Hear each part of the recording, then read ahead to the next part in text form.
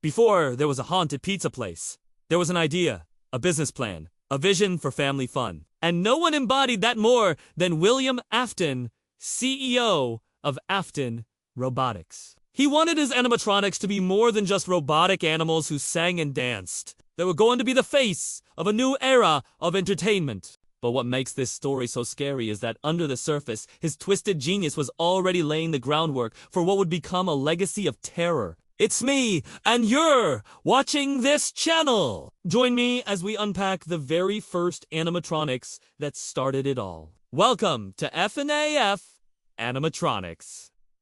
Full story in 8 minutes. Let's start at the beginning with the early days of Fredbear's Family Diner. These animatronics were not what they would become. They were designed to be friendlier, cuter, even with less realistic features. But even in these early designs, there's a sense of unease, a feeling that something isn't quite right. Take a look at a Freddy head.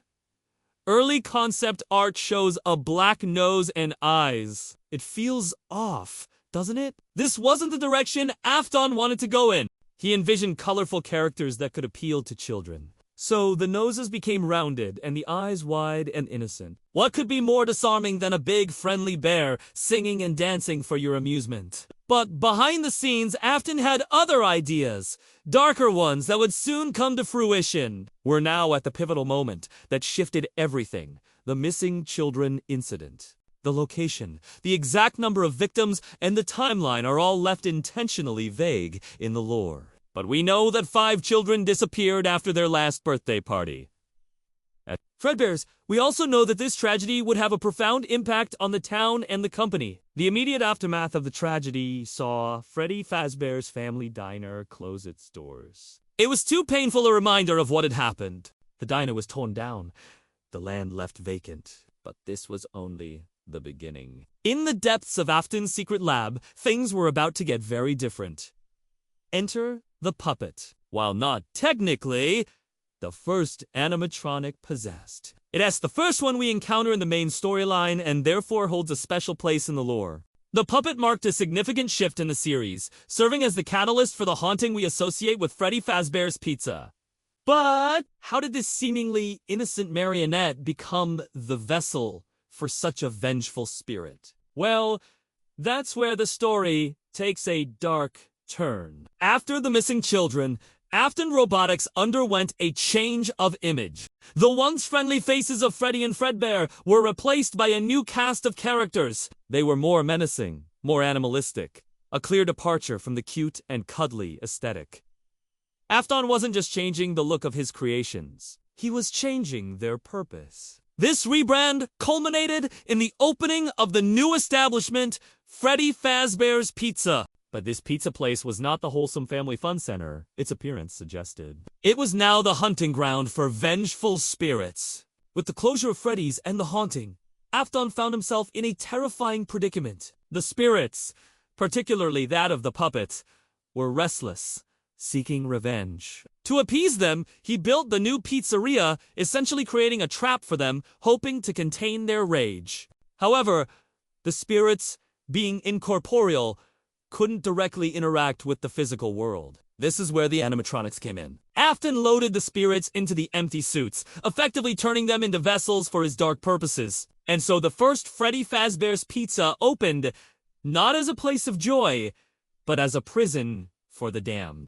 As the years passed, Afton continued his twisted experiments, each one pushing him closer to the brink. He created new animatronics, like Golden Freddy, a manifestation of the guilt-ridden side of Afton, or the nightmare animatronics, grotesque parodies of the originals that preyed on children's deepest fears. Then there's the infamous Springtrap, a horrifying fusion of man and machine. Designed for Afton himself, it symbolized his descent into madness. As for the original 4, they stood guard over their domain, silent and menacing. Freddy, the leader, trapped in a cycle of killing and resurrection, with Bonnie, the musician, Chica, the singer, and Foxy, the pirate, all bearing silent witness to the horrors that unfolded within the pizzeria. The lore of FNAF is filled with gaps, leaving plenty of room for interpretation and fan theories. Even the newer animatronics like Circus Baby and the Enod hold connections to the original tragedies, adding layers to the haunting history of Freddy Fazbear's Pizza.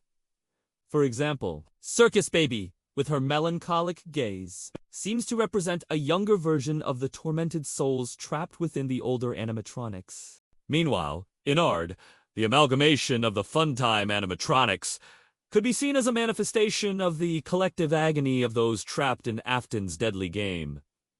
But what about the puppet? What role did this enigmatic character play in the grand scheme of things? Well, the puppet serves as a crucial link between the past and present. Its appearance, with its white face paint and somber expression, hints at the tragedy that befell the missing children. And its haunting melody seems to echo their lost souls. In a way, the puppet acts as a guardian of sorts, eternally bound to the pizzeria to protect the children from further harm. The lore of FNAF is a tapestry woven with fragmented memories, hidden messages, and haunting imagery. While some questions are answered, many remain unresolved, keeping the narrative alive and inviting fans to piece together the puzzle. The brilliance of the series lies in its ability to evoke a sense of dread through suggestion rather than explicit detail. Afton's twisted legacy continues to cast a long shadow, reminding us that sometimes the most terrifying monsters are the ones we create ourselves. So there you have it, a whirlwind tour through the haunting origins of some of the most iconic animatronics in the FNAF universe.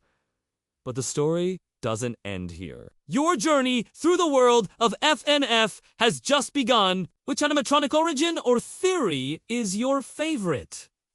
Share your thoughts below. And hey, don't forget to subscribe for more spine-tingling tailies. Thanks for joining me.